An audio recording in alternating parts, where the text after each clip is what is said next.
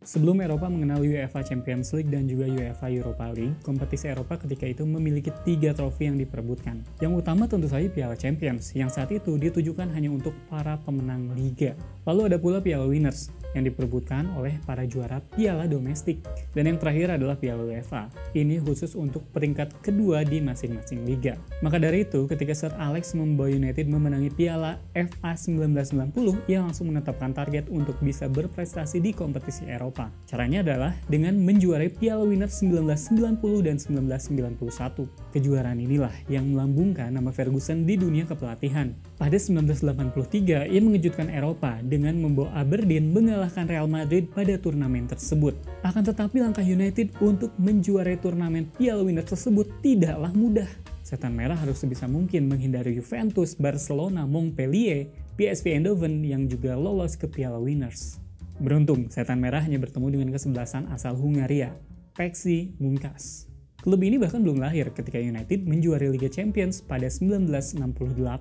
Leg pertama di Old Trafford berhasil dimenangi United dengan skor 2-0.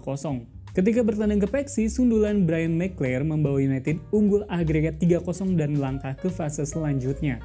United tidak perlu melakoni perjalanan jauh pada putaran kedua, soalnya mereka menghadapi klub asal Wales, Wrexham. Brian McClair, Steve Bruce, dan Gary Pallister masing-masing mencetak 1 gol pada leg pertama. Ketika bertandang ke Racer Course Ground, Mark Robins dan Steve Bruce menggenapkan agregat United dengan menjadi 5-0.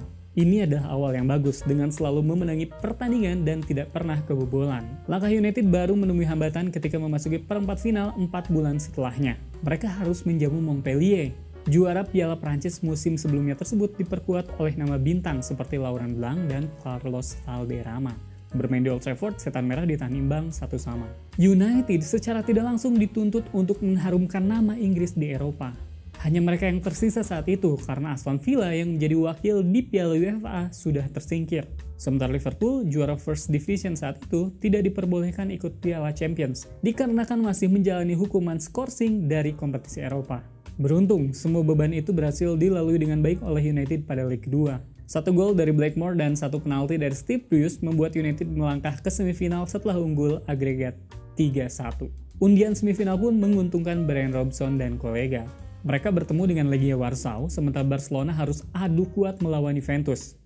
United pun unggul agregat 4-2 di semifinal. Babak final lantas mempertemukan United dengan Barcelona.